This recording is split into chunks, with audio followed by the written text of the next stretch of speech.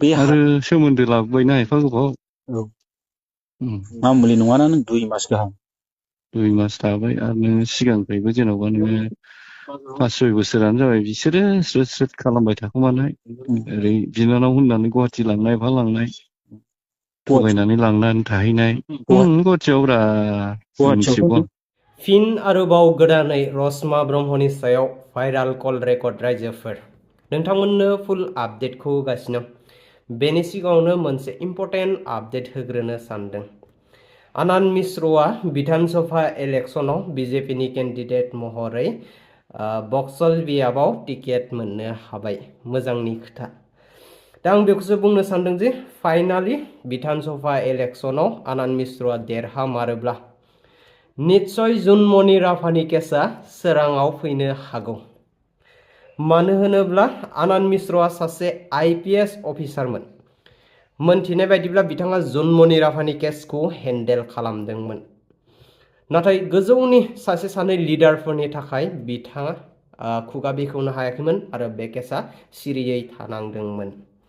बे समावनो आनन्द मिश्रआ गावनि i.p.s साख्रिखौ रिजाइन होनानै रायजो राजाफोरनि सेराव थांनानै भट बिहैनायखौ नुनो मोनदोंमोन।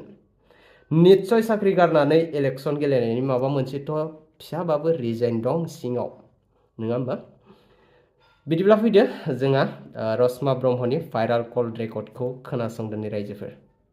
दा बेखौथ' जों मिथिखागौ बेजों थांफिनखागोनखौ नोंहाबो एसे दाउट थागोन खोमा ने?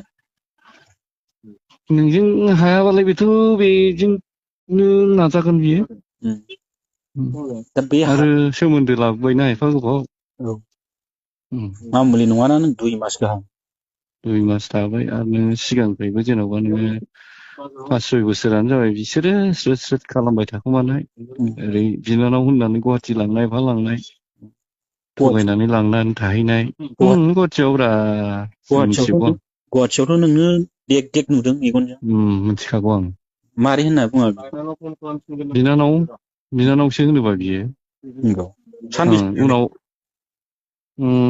खेबसेया साननैदां ओमफ्राय खेबसे बिदिनो सानसे बिदि खेबसेखौल' आं मिथिगौ नुनायखौ ओमफ्राय बिसोर आंनो खिन्थाबाय थादों खेबथाम जादों नामा गासै खेबथाम ना